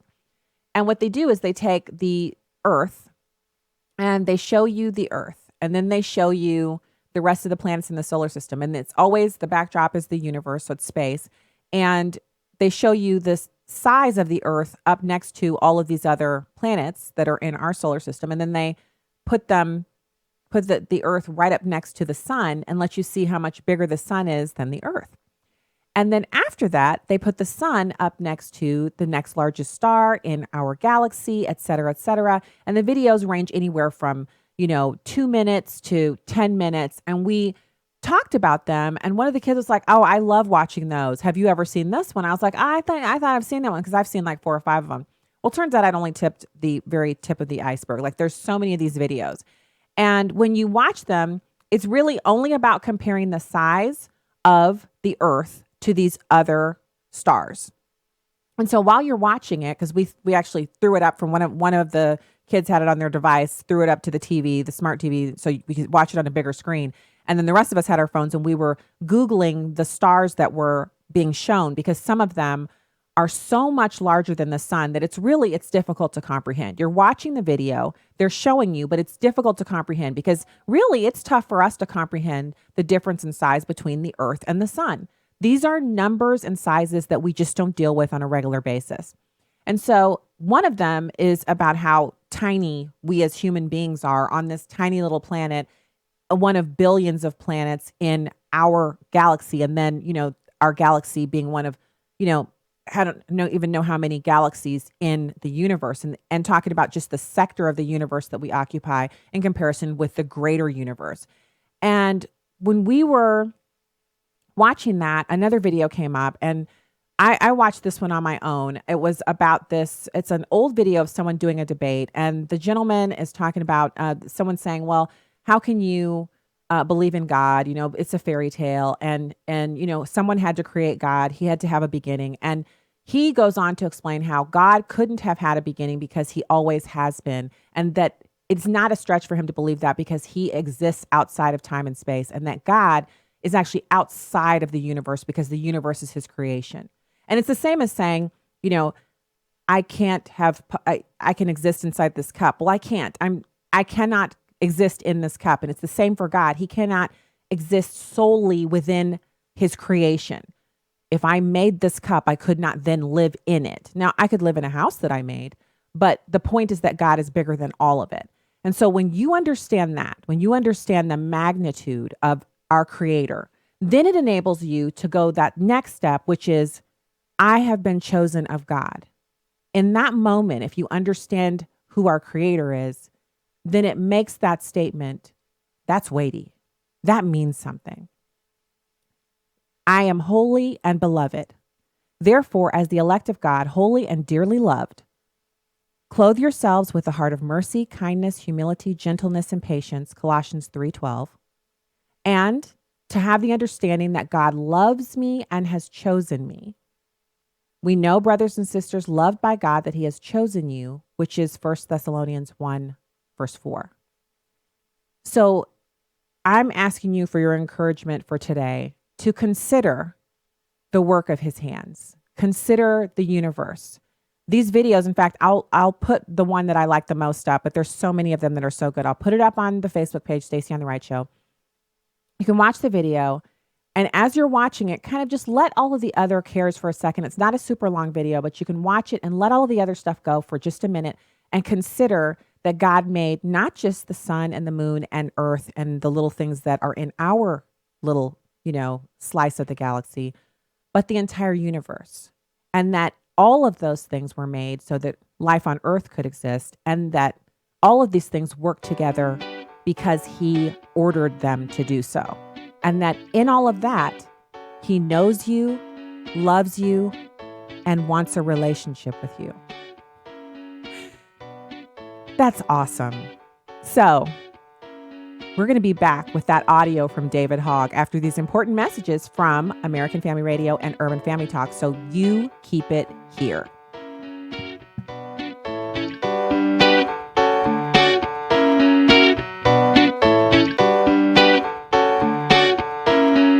This is Life Issues with Brad Mattis, president of Life Issues Institute. San Francisco's Board of Supervisors recently banned the sale of all items made with animal fur. They also deemed it illegal for any online fur purchases to be delivered to a San Francisco address. I guess this means the city will soon be banning all products like shoes, belts, jackets, or furniture made with leather products. Katie Tang, one of the supervisors, said the decision was necessary because animals are slaughtered in gruesome ways. The hypocrisy of their reasoning is staggering.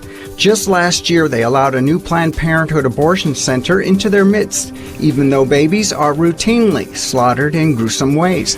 San Francisco is an amazing and beautiful city, but innocent unborn babies deserve at least as much protection as animals. Follow us on Twitter at Life Issues USA and stay informed, more informed than you've ever been. Hi, I'm Larry Nix with Defining Moments. Join me every Thursday from 6 to 7 p.m. on Urban Family Talk. We talk to people of all ages, stages, phases, and places. From all walks of life, background, and cultures about serious matters, life-altering encounters, second chances, and even how to face life moving forward. Sometimes you hear us get emotional, sometimes you hear us laugh. But more importantly, you'll hear the truth that will set you free. All in Defining Moments every Thursday from 6 to 7 p.m. on Urban Family Talk.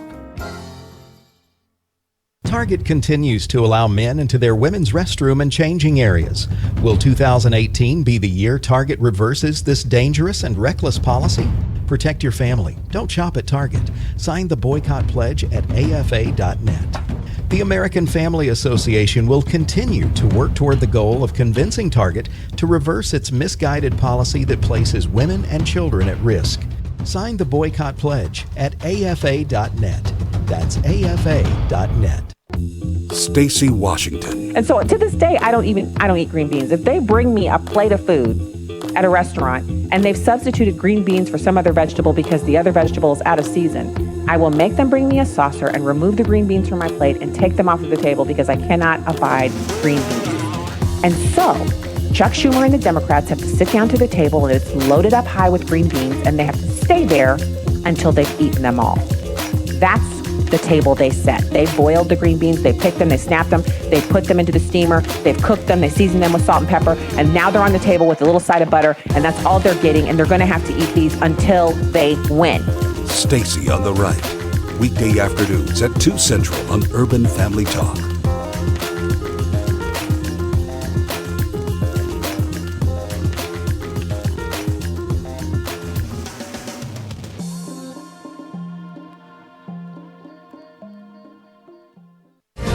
Welcome back to Stacy on the Right.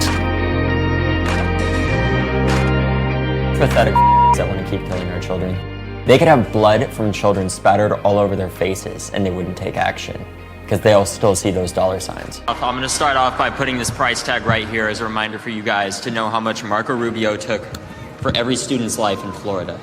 $1.05. Okay.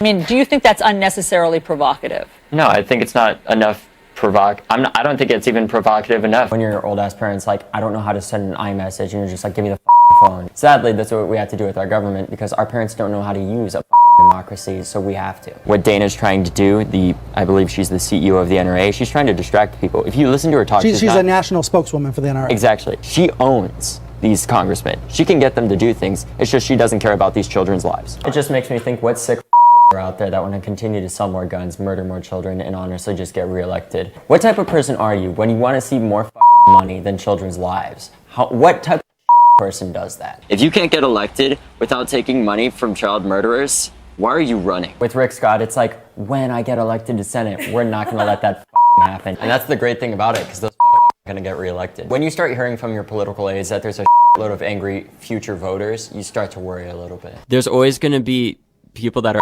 out there. These people can't stop us because, the second that they do, they're going to have a PR storm. I can guarantee you that. We'll help with that. Whoa. So this is him sitting in his kitchen table getting interviewed. And I know, even before I ever did any of this, if someone came over and interviewed me at home, I would not be spewing expletives because I would just think to myself, that's going to make me look less intelligent on TV. Honestly, people are going to be distracted by the cursing. And he's at home. His parents are at home. Now, apparently, and again, that's why I haven't been paying so much attention. I don't know if it's true that one of his parents works for CNN. I don't know what kind of family he has. Like, they haven't done a lot of exposés about his parents. But I'm really, really, really, I don't understand how this guy is the poster child for anything. I just don't understand. You heard what he just said. You heard all of that, all of the profanity and the insults. Marco Rubio receives $1 and some cents for every dead child. No. So how is that allowed to stand? How is he able to say that? And no one is dive bombing off of CNN's advertisers. Like CNN's advertisers are not leaving any of the programming over there. But, you got Wayfair saying they're not going to advertise on the Laura Ingraham show because she said, look at you. He's so busy doing activism, he can't even get into the colleges he wants to get into. I mean, there's a bit of truth to that. So let's listen to the remainder of it. Again, many, many, many bleeps. Very unfortunate that this was, the presentation he chose to make for himself. It's Hogg 2. They can practice their Second Amendment rights all they want. I don't give a about that. Our policymakers need to define that because I'm not going to.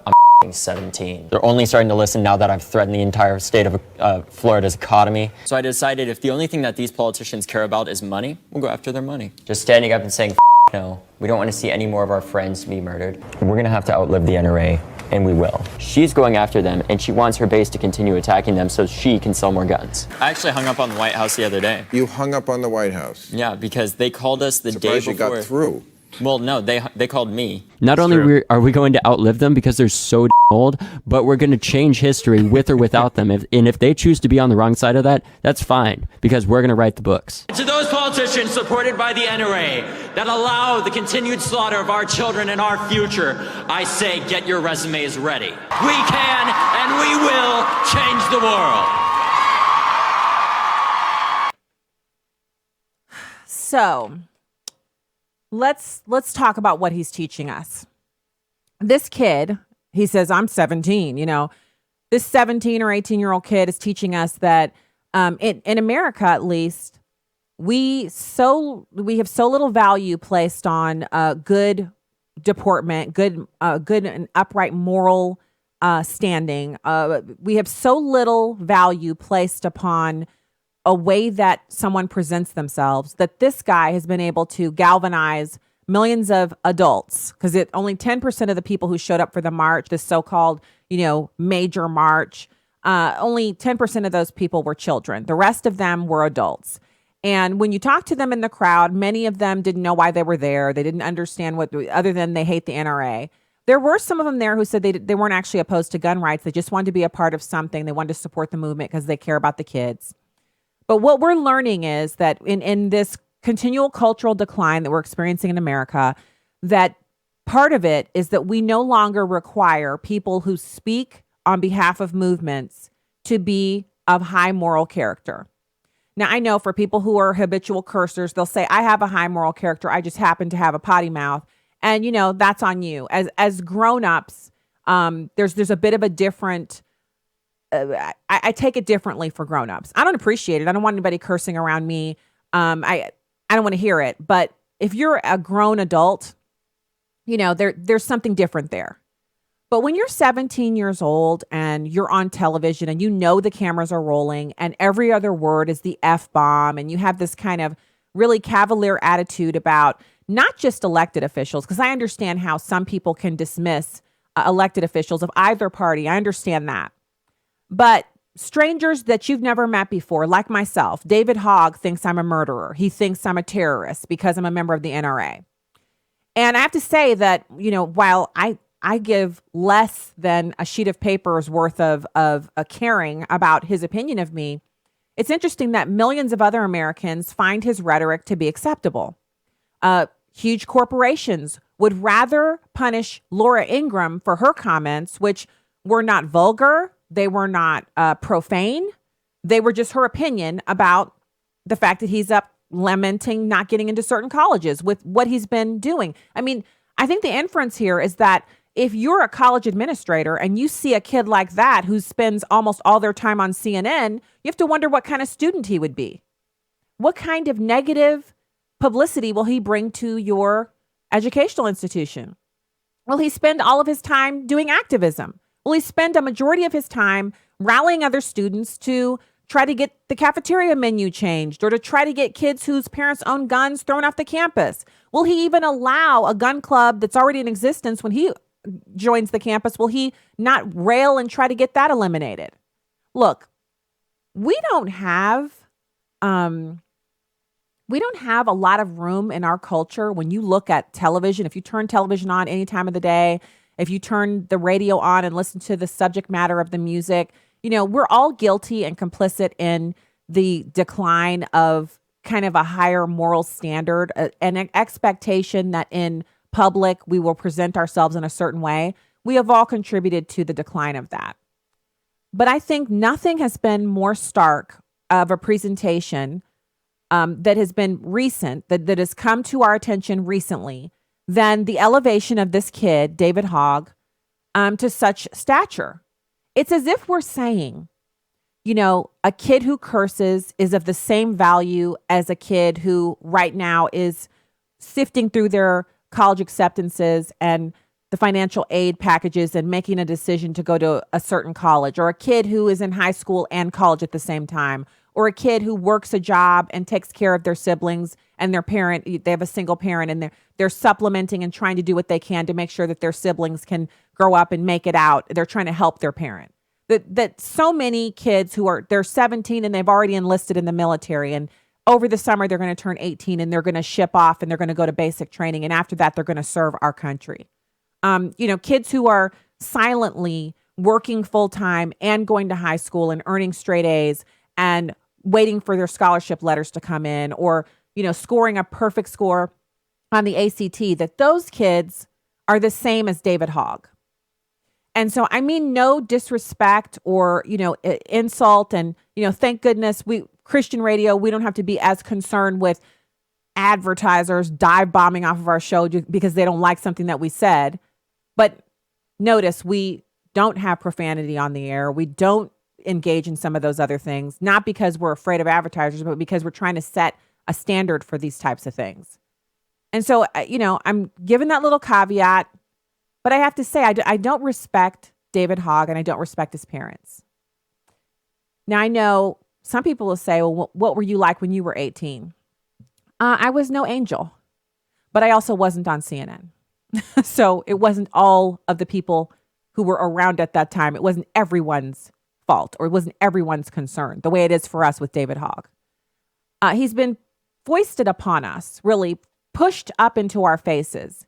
And it's not just that I don't respect his parents or David Hogg. It's that I don't respect the outlets that are continually promoting him as some kind of expert or person that we should all pay attention to. There are so many other better examples of expertise in this area than him. And so when we're thinking about whether or not we want to spend money at Arby's or Wayfair or AT&T, I believe AT&T has dumped the Laura Ingraham show. There's a list. There are many lists circulating around online. When we consider that these individuals, these companies, are basically saying we choose David Hogg over Laura Ingraham, we have to remember those bleep-laden words we just heard out of David Hogg's mouth. You can find that clip on my Twitter feed. I tweeted it out earlier today. And I just want you to keep that in mind. All those bleeps. He's 17 years old. He's threatening industries in this country. He's threatening states and legislators. He's coming for them. He's coming for me as an NRA member, which I seriously doubt. He is who these companies are siding with. They're choosing him over a lawyer who clerked at the Supreme Court under Justice Thomas, who has a nationally syndicated radio show and is a single mother who adopted children from outside of this country, 3 of them, and has given them an amazing life as American citizens. They're choosing that kid, that 17-year-old kid, over her because she expressed her opinion. These are businesses that really, honestly, they don't deserve our dollars. And I feel like, it's significant when we say we're going to spend money here or there, when we're going to choose this cell phone carrier over that one. When we make these choices, we are giving these companies a message. We're saying to them, we believe in your company, we believe in your service, we believe in your message. And I just don't have any respect for businesses that, and please don't tell me they don't know. If they don't know, that's why the Stacey on the Right show exists. Share it. And if anything I'm asking for you guys to do from now on is, if you're on Facebook and you enjoy the stream, please share it. Share it on your pages so we can beat the algorithm. Because the algorithm works against me. They want me to pay to show this video to a bunch of bots in South Korea somewhere, as opposed to organic reach, which used to be the methodology, which is where you like something, you share it, it grows, it gets traction, no money is exchanged, yada, yada, yada. I mean, they're already data mining the pants off of us, so why do we need to pay for advertising? So share the show. Everyone should be aware that David Hogg said these things, that he threatened so many Americans, and that he considers the use of profanity on television to be the norm here in this country. Now, it might be that one day David Hogg is going to be this amazing, high moral character type individual, that he's going to be an upstanding man, someone of value. That could still happen. But right now, he is no one that should be on television constantly, leading marches, speaking to millions of people, and spewing profanity at will. It just should not be happening. In order to send that message, we have to fight back the way they're fighting back. And that is by not spending our money with these businesses that are choosing David Hogg over people like Laura Ingraham. So that's where I am on this thing. I don't know. I don't accept it. I'm not a part of anything that would elevate a kid like that. No way. No way, no how. So now I want to get to this London murder rate overtaking New York's. And this is important, you guys. So there's been a spike in violent crime in London. And the reason that we're talking about this, the reason this has merit and value to our conversations about guns is because London, Great Britain as a whole, they have gun control. Their citizens don't have the freedom to own guns and protect themselves. In fact, they can prosecute you. If you keep a bat next to your bed because your neighbors have all been broken into and you're afraid you might get broken into, and someone breaks into your house and they start attacking you and you hit them with the bat, they can actually charge you with aggravated assault because they say you thought about hitting the person who broke in before they broke in because you kept the bat by your bed. So in other words, you need to just be victimized. Just sit back and allow these people to attack you, to rob you blind, to rape your spouse. Just allow it. Don't fight back, because if you do, it means you planned on it and you wanted to hurt people. So in 2018, the Metropolitan Police in London have investigated 46 murders compared with 50 in New York for the same time period. Sounds like they need some knife control. The stabbers are getting out of control over there, and the only way to get rid of it is to take all the knives. No more steak for the Brits. All right, that's the show for today. You know, it has been a pleasure to be with you. I'm so glad to be back, even though that beach was fantastic. And we're going to have more fantastic things for you again here on Stacey on the Right tomorrow. So you guys have a great night. Be blessed. We'll be back with you then.